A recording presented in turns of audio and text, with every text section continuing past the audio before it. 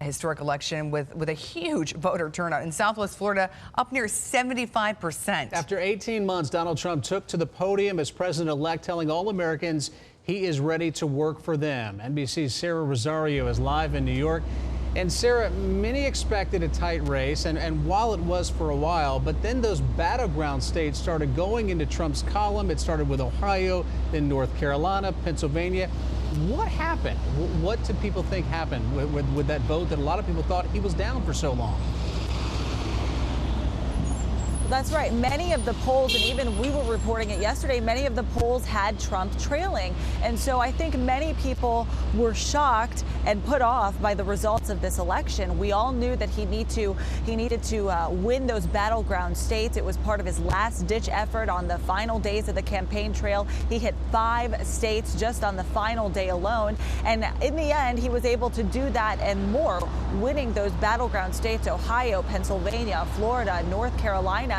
And he was also able to turn a traditional blue state, Michigan, red. So he definitely beat all the odds here. And I think that many people in the political world didn't take him seriously, but it's clear that many Americans did, and they want to see change, which is something that he campaigned about this whole season. And we'll see if he brings that about within the upcoming 4 years. Clay and Rachel? Yeah, Sarah, we heard from the Trump campaign, of course, a few hours ago, but we haven't heard from Hillary Clinton yet since the results came in. We know that she did call Donald Trump to concede, but when are we going to hear from her?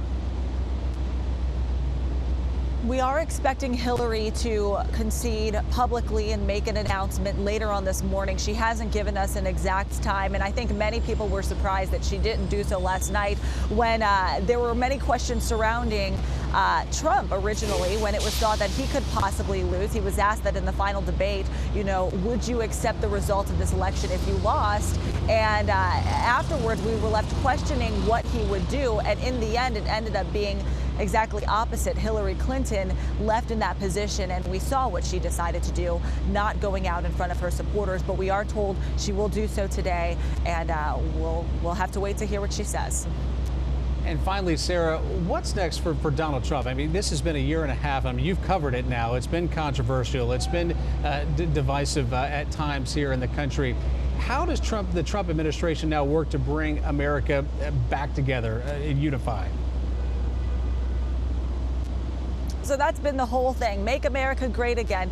Donald Trump made several promises while he was campaigning, saying he was going to do a couple of things during his first 100 days of office, things that weren't about making the country great. Some of them, like suing all of the women who made allegations against him, banning Muslims, building a wall, things like that. Those are all things, and ending Obamacare on day one. All things he said he was going to be doing and trying to put into effect during his 100 days in office. But when he was making his speech early this morning, just after 3 o'clock in the morning, he said that he was going to, while the campaign is over, he said the work has just begun.